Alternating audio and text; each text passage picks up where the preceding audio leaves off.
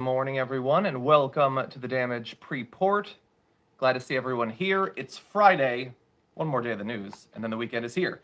And actually, in just a minute, we're going to have to go through how one of the ways that we normally start up the show and have for 2-3 years at this point is going to be changing, unfortunately. Some of you might actually see the change to be a good thing, but we're going to get to that in 1 second. I do want to remind you all that we are going to be throwing away our Garbage People of the Week. That's going to be taking place in just a little bit. Brett Ehrlich will, of course, be joining me.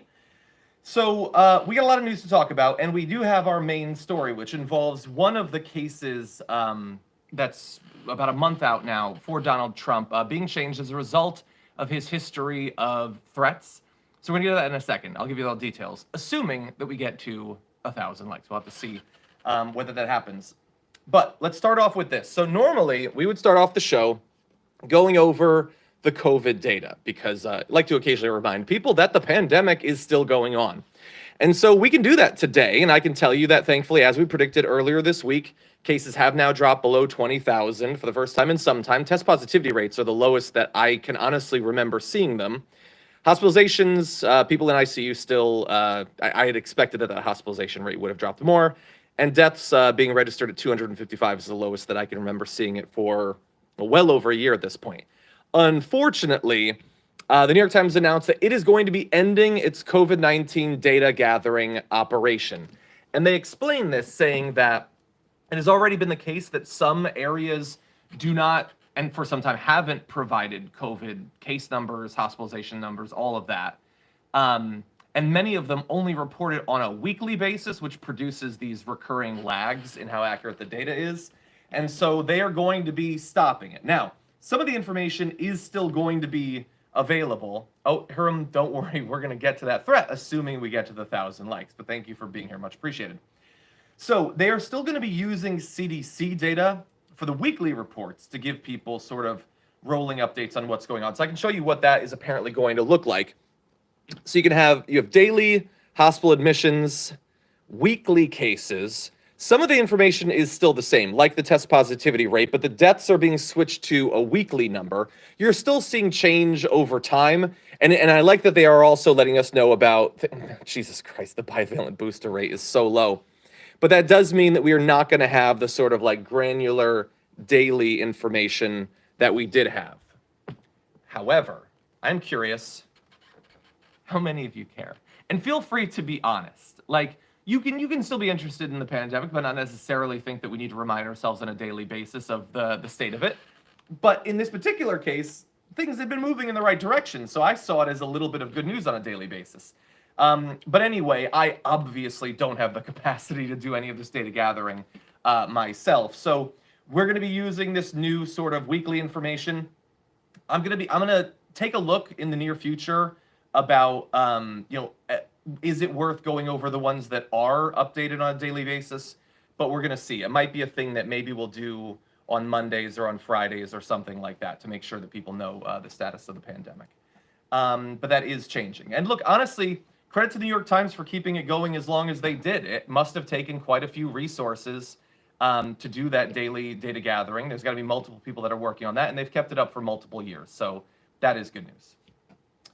Okay, a little bit of information about California. California has been the source of, I want to say good news. It isn't necessarily, it's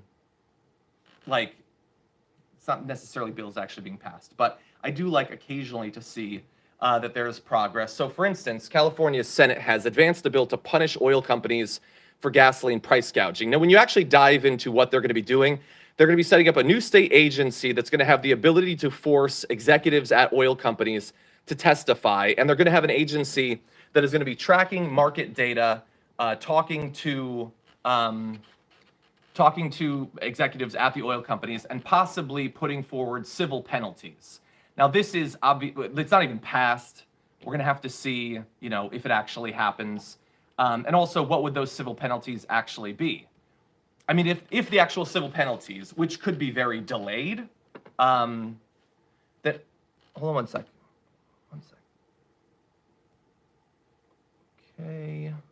Trying to catch up with the chat's hard to do while being live. Hold on a second. Okay, hold on. Look, if Parker is here, everyone, please do not time out or block Parker. And everyone, please know unintentional or intentional misgendering is obviously unacceptable. Parker is a good journalist, and please use the appropriate pronouns, everyone. That's what I would ask. As I do, we try to maintain a friendly and inviting and welcoming community, whether on the pre-show or on the full show. So let's just maintain that. Everyone should be treated with civility and respect.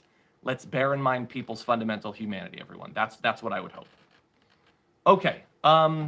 So anyway, it hasn't actually even been passed. This seems like the sort of thing, Gavin Newsom has been talking about this for some time, since the actual the worst price gouging. We're still being price gouged right now. So I have no doubt that he will, in the end, approve of this. But it could also be a thing where it takes literally years for these civil penalties to come through. And it's just one part of actually pushing back against it. I think that putting pressure on them publicly about what they're doing is important too. It didn't have nearly as much of an effect last year as I would have hoped, but you did have some people, including people like Bernie Sanders, AOC, and others who were trying to do that. So that is good. Okay, somewhat related to that, actually, I did want to talk a little bit about the coverage of two climate-related issues that have happened in just the past couple of weeks. So you had the Biden administration going back on its word and approving of the Willow Project.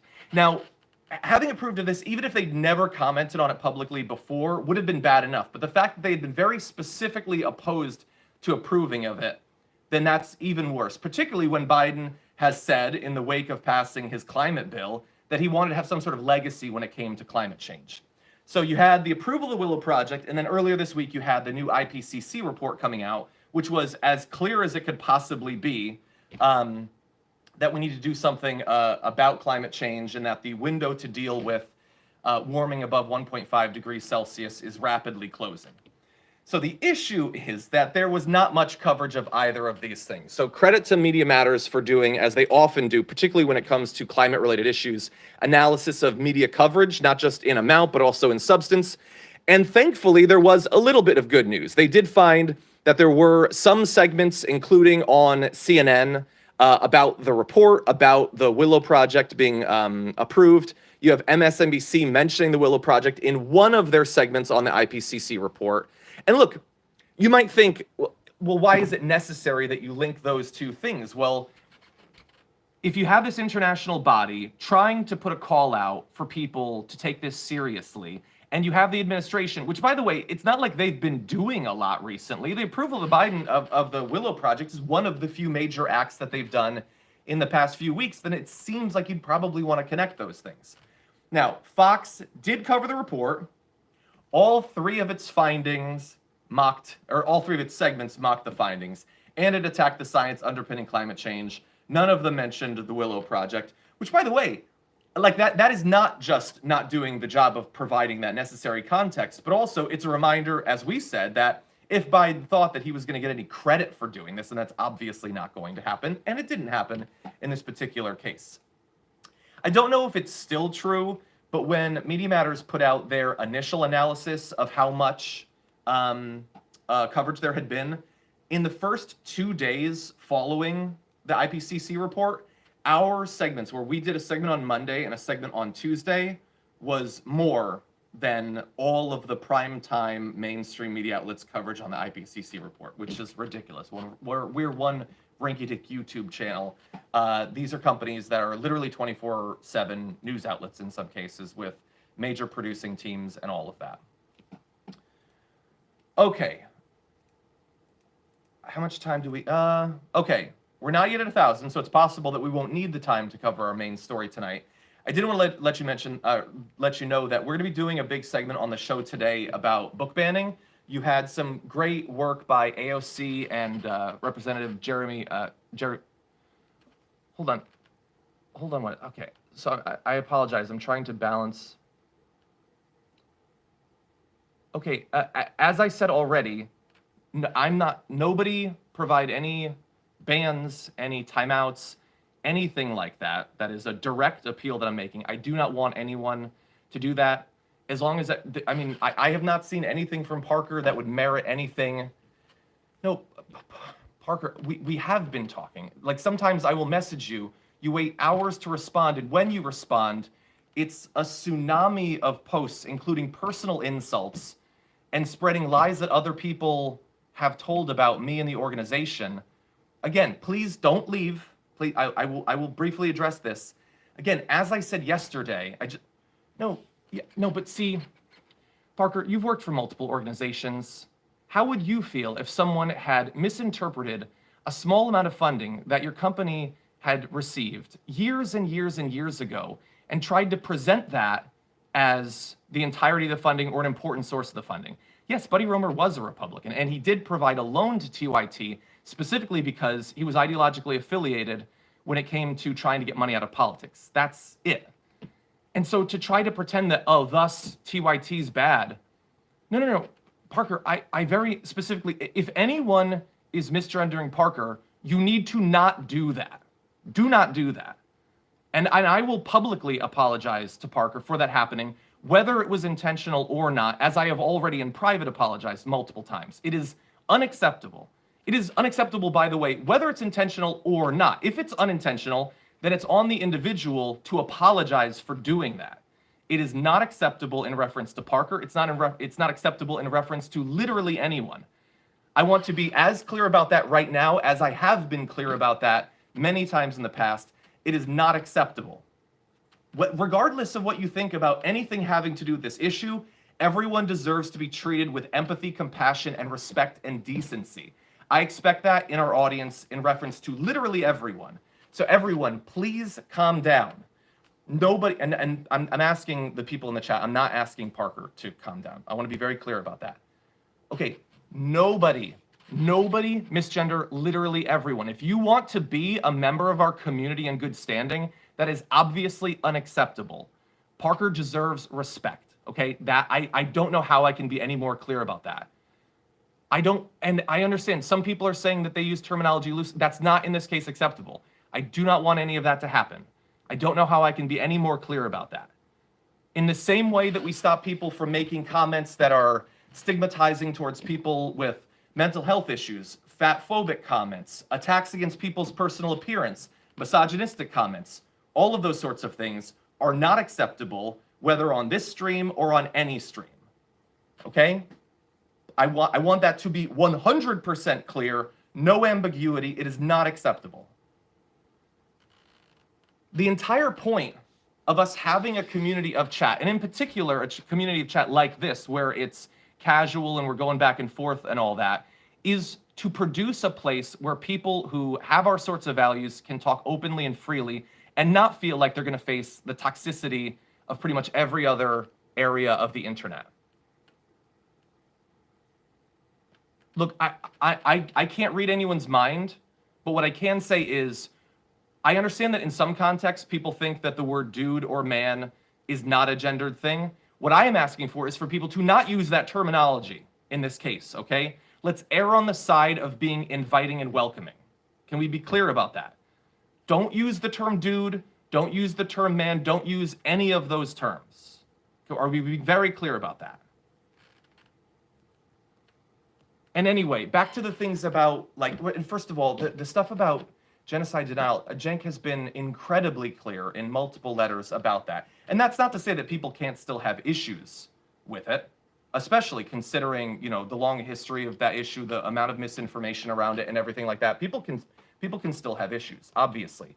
But to present it as if none of that has happened, again, that's the sort of attacks that we get from right-wingers constantly. Right-wingers whose only goal is to destroy leftist media, to try to make progressives out there feel like there's literally no hope. There's no one that they can turn to. So you might as well just be apathetic and tune out. And I'm not interested in that. Again, we can have a debate about the content of literally all of this. No, again, Parker, look, I don't know who is familiar with your work or who is not. I can't read people's minds. What I am asking everyone to do is, regardless of whether they're familiar with anyone, to treat everyone with respect and decency. That is what I'm asking for. I demand that, and I apologize again that that is not what you received the first time. It's unacceptable. Yes, Parker, I understand that, but I would also ask that you understand that our mods are volunteers. Some of them have been around for a while. Some of them have not been around for a while, and I don't expect that they know there are people. Michael Shore's been on my show 50 times. There are people who've never seen him on a show. So, okay, so everyone, please, decency, respect, humanity, the underlying foundational values. Thank you, Billy. Yes, agreed. Let's not use terminology like that if there's a very good chance that people's fundamental feelings are going to be hurt as a result of it. That's not what we're trying to do. Parker, again, as yesterday, if we can avoid the personal insults, the attacks, the slights and smears and all of that, I would be happy to. I believe that... No, Parker, I'm doing the show for the next 2 hours. That's why there's sometimes gaps. I'm not... I would love to be able to be on call at any given notice. But again, like, if I'm going to check my Twitter and you've insulted me multiple times, again, I would ask that you treat me with the level of respect that I'm treating you. If I react defensively, it's only because I feel attacked. I have a feeling that you would probably react in the same way. You face attacks and smears and toxicity online. Everyone with a platform does on Twitter. So if we can be respectful towards each other, then I would be perfectly happy. No, Parker. Look, Parker, I don't know how long you were on the stream yesterday. I don't know what you heard or you didn't hear. I don't know if you watched the show and you heard our coverage about these issues. I don't know if you're familiar with our history of coverage on these sorts of issues. I don't know that. I do want to reassure you because I respect you. I'm not worried about reassuring the audience. I have a feeling like anyone who, going into this has honestly been interested in my opinion, I have a feeling probably knows exactly what my opinion has been about. I have not been, hesitant to share it. We talk about these sorts of issues basically on a daily basis on the show. In any event, look, we passed I don't want to do the shtick with the 1,000 likes or whatever at this point. I'm just going to bottom line No. I'm not saying that you're lying. I'm saying that, and by the way, let me reassure you, I already, because to me, Anna is not just a person on Twitter. I know her. I've worked with her for over a decade. I spoke to her multiple days ago. I understand what she actually thinks, and I want to make sure that she reassures everyone who has probably followed her, coverage on these sorts of topics for a very long time. So not all communication is blasting each other on Twitter or whatever. Like, I know her. She's not just a influencer to me. She's a person. I already spoke to her. But in any event, I will say briefly that because of Trump and the Trump, circles, constant badgering and threatening of witnesses, the jury in the upcoming case involving his alleged rape of E. Jean Carroll are going to be anonymous, both during and apparently in perpetuity. We're not going to know who they are. That is going to produce some extra pressure on the actual case. I am hoping that doesn't interfere with the quest for justice on that incredibly serious issue. Hold on, Similin says, exactly, Similin, I agree. Thank you. Okay, everyone, I apologize. I've got 10 minutes until I have to be Again, everyone, I am very explicitly asking you to abide by what I think are incredibly reasonable standards of how we treat people, how I would expect to be treated, how I assume every individual out there would expect to be treated. That's what I would expect. Okay, I have to be live for, a 90-minute show that I've basically not prepped for now in less than 10 minutes. So I'm going to do that. Brett is going to join us. I hope to see all of you there.